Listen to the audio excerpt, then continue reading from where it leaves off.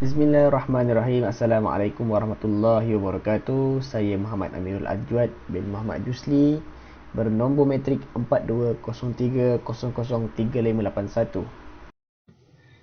Saya Muhammad Afif Izzuddin bin Asri, nombor matriks 420203841. Kami akan menyampaikan lecture 4 yang bertajuk Perbezaan Individu. Teori ekologi Bronfenbrenner, teori yang menekankan pengaruh persekitaran ke atas perkembangan organisma, dikemukakan oleh Yuri Bronfenbrenner pada tahun 1979 yang melihat persekitaran ekologikal manusia berdasarkan konteks hubungan mereka dengan persekitaran.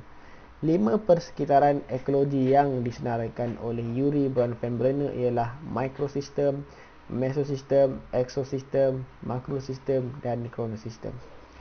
Mikrosistem ialah pengaruh persekitaran yang paling hampir dengan kita, manakala mesosistem adalah kesinambungan kepada mikrosistem, iaitu pengalaman seseorang individu itu melalui persekitaran yang paling hampir dengan mereka akan terbawa ke persekitaran yang lain. Ekosistem ialah pengalaman satu-satu individu dengan suasana persekitaran semasa dan menggunakan pengalaman itu terhadap sesuatu situasi yang sesuai untuk dimanfaatkan. Seperti contohnya di pasaraya kita perlu beratur, jadi individu itu akan menggunakannya ketika berada di tempat-tempat yang perlu beratur. Makrosistem pula ialah mempengaruhi seseorang dengan adat, budaya turun-temurun suatu masyarakat. Dan yang terakhir, kronosistem pula mempengaruhi perubahan seseorang mengikut tempoh masa dan zaman. Kronosistem ini lebih relevan untuk dikaitkan dengan situasi kanak-kanak berbanding makrosistem kerana perkembangan kanak-kanak sentiasa berbeza mengikut zaman dan masa.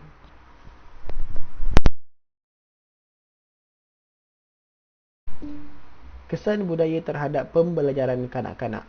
Budaya merupakan tingkah laku sosial dan norma dalam masyarakat manusia. Kepelbagaian budaya membawa kepada perbezaan individu.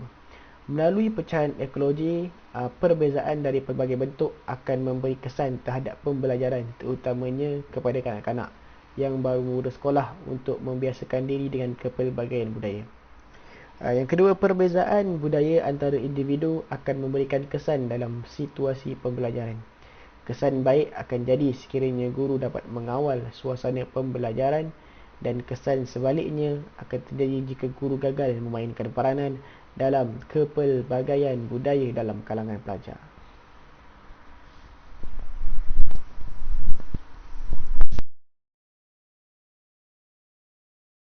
Seterusnya kita lihat bagaimana guru dapat melaksanakan suasana belajar yang baik atas faktor kepelbagaian budaya. Yang pertama, menggunakan bahasa yang boleh diguna pakai dan difahami oleh semua pihak, iaitu menggunakan bahasa ibunda, iaitu bahasa Melayu. Seterusnya, guru mesti mendidik dan cepat memahamkan murid tentang adat budaya bangsa lain, supaya tidak berlaku perlekehan, pengejekan tentang sesuatu adat budaya murid lain. Yang ketiga, guru perlu memupuk dan menarik minat para pelajar untuk mengetahui budaya lain. Ini supaya murid lebih menghargai dan mempunyai hubungan yang baik dengan semua murid walaupun berlainan bangsa dan budaya. Dan yang terakhir, guru perlu bersikap terbuka dan melayan semua pelajar dengan adil, supaya murid berbangsa minoriti tidak berasa tersisih. Perasaan tersisih pelajar ini perlu ditangani kerana ia membuatkan pelajar tidak berminat untuk menghadapi sesi pembelajaran dengan murid yang berlainan bangsa dan budaya. Apakah kesan sekiranya suasana belajar yang baik dapat diwujudkan dalam kepelbagaian budaya? Yang pertama, pembelajaran lebih mudah difahami oleh dan diterima murid. Apabila bahasa yang digunakan dapat difahami, pembelajaran akan jadi mudah difahami. Dengan negara kita, bahasa ibundanya adalah bahasa Melayu. Oleh itu, kita harus gunakan bahasa Melayu sebagai bahasa untuk kita berkomunikasi. Yang kedua, menambahkan semangat pelajar untuk menonjol sepanjang sesi pembelajaran. Guru yang memberi perhatian yang sama rata tanpa mengira bangsa dan perbezaan budaya akan membuat pelajar lebih selesa dan akan membuat pelajar tunjukkan apa yang boleh pelajar bagi sepanjang sesi pembelajaran. Di sini guru sendiri perlu menyediakan diri untuk menerima kepelbagaian budaya dalam kalangan murid. Yang ketiga, isu diskriminasi dapat dihindari. Kanak-kanak yang baru masuk ke alam sekolah rendah, terutamanya murid tahun 1, kita sebagai guru perlu menyediakan murid dengan pemahaman tentang kepelbagaian kaum dan mendidik supaya tidak menyentuh sesuatu sensitiviti kaum. Dan yang terakhir, mewujudkan hubungan yang harmoni. Apabila budaya masing-masing dapat dihargai dan diketahui, hubungan akan jadi harmoni. Guru boleh menggunakan pelbagai cara bagi menarik minat murid untuk minat kepada budaya lain. Seperti contoh, aktiviti menyanyikan lagu yang daripada pelbagai budaya dalam suatu pembelajaran.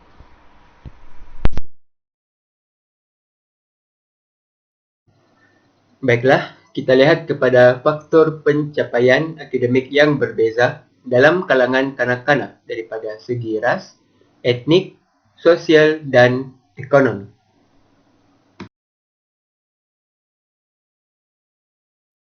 Baiklah, faktor yang pertama ialah faktor sosial. Di sekolah, tidak kiralah di sekolah menengah atau di sekolah rendah, terdapat dua kategori pelajar atau dua jenis pelajar, iaitu pelajar yang aktif dan pelajar yang tidak aktif. Pelajar yang aktif akan mempunyai pencapaian yang lebih bagus berbanding dengan pelajar yang kurang aktif di sekolah. Hal ini kerana pelajar yang aktif tidak malu dalam meningkatkan keupayaannya ketika berada di dalam kelas. Pelajar yang aktif juga sentiasa berinteraksi dengan gurunya dan juga sentiasa berinteraksi dengan rakan sekelasnya, seperti sering bertanya kepada guru dan sentiasa melakukan study group atau belajar secara berkumpulan bersama rakan-rakannya, berbanding pelajar yang kurang aktif yang selalu menyisihkan atau mengasingkan diri daripada orang sekeliling ketika berada di dalam kelas.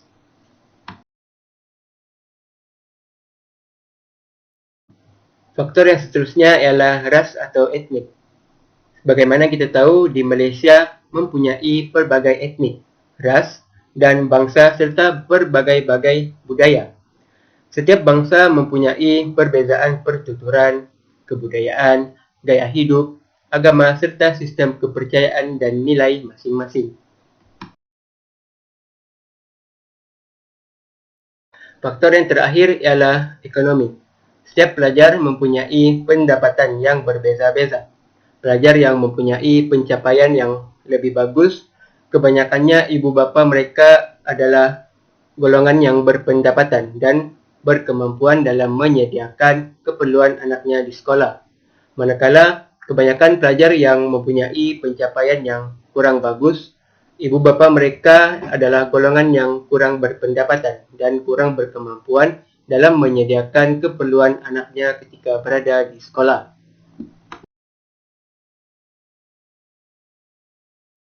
Baiklah, apakah peranan bagi seorang guru dalam menghadapi perbezaan pelajar ini?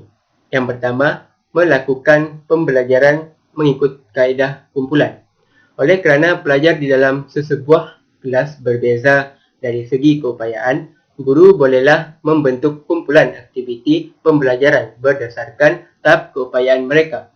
Ini memudahkan guru untuk menyediakan latihan atau bahan sumber pengajaran dan pembelajaran. Okey, yang seterusnya ialah memberi tugasan mengikut kemampuan. Guru hendaklah menyediakan latihan atau tugasan yang sesuai dengan tahap keupayaan pelajar untuk menggalakkan pelajar berfikir dan berkembang seterusnya.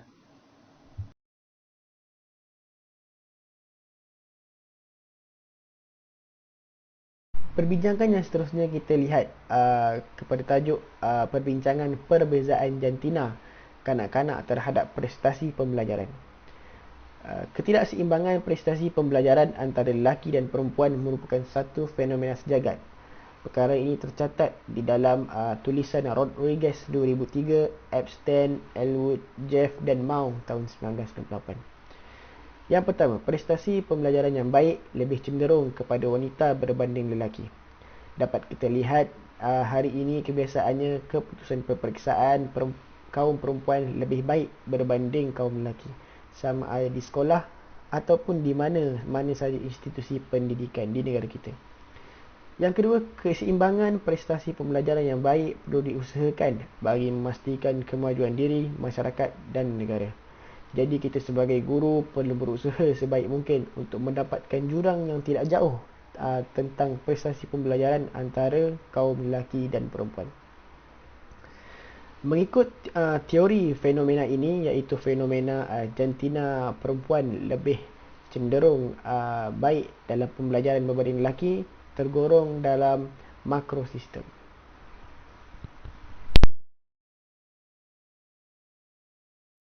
Bagaimana peranan guru bagi membantu pelajar mencapai keseimbangan pembelajaran yang baik? Baiklah, yang pertama ialah guru perlulah memahami perbezaan perlakuan dan gaya belajar antara lelaki dan perempuan. Di usia kanak-kanak, murid lelaki berada di satu tempoh yang agresif dan aktif berbanding pelajar perempuan yang lebih mudah untuk dikendali. Contohnya, apabila guru mula menggunakan ayat pasrah seperti, tak apalah, kalau kamu nak main-mainlah, dah tak nak dengar, ikut suka hati kamu lah. Okey, kedua jantina akan menghasilkan reaksi yang berbeza, yang mana anak-anak perempuan akan bertenang dan duduk diam, manakala lelaki akan menganggap bahawa guru memang membenarkan mereka untuk terus bermain. Selain itu, ialah guru perlu elakkan pembelajaran kepada satu kaedah, terutamanya pembelajaran yang formal. Pembelajaran yang formal yang dimaksudkan ialah guru menyampaikan pembelajaran secara aktif, manakala murid-murid dianggap menerima pembelajaran tetapi dalam keadaan pasif. Pendekatan ini jika dilakukan oleh guru sepanjang hari persekolahan, kanak-kanak akan lebih mudah dan sangat cepat bosan, terutamanya murid lelaki, berbanding murid perempuan yang lebih mampu menerima pendekatan guru yang sedemikian. Di sini, guru gagal memahami pelajar pada peringkat umur ini, di mana kanak-kanak lelaki berada di tempo yang sangat agresif dan sangat kuat bermain. Maka situasi pembelajaran yang baik pun tidak dapat dicapai. Maka, apakah pendekatan atau peranan yang perlu seseorang guru itu lakukan? Iaitu, yang pertama, guru boleh menggunakan pendekatan peneguhan positif. Sebagai contoh, memberi ganjaran sekiranya bertingkah laku baik dan mendapat keputusan pelajaran yang cemerlang. Dan pendekatan yang seterusnya ialah guru boleh memainkan peranan dengan menggunakan kepelbagaian bentuk bahan bantuan belajar. Sebagai contoh, bagi kanak-kanak, guru boleh menggunakan mainan abjad yang berwarna supaya kelihatan lebih menarik. Cara ini sangatlah efektif untuk digunakan kepada kedua-dua jantina. Bagi menarik minat kanak-kanak lelaki, terutamanya pada peringkat sekolah rendah, boleh diberikan pendedahan dengan menggunakan teknologi seperti komputer.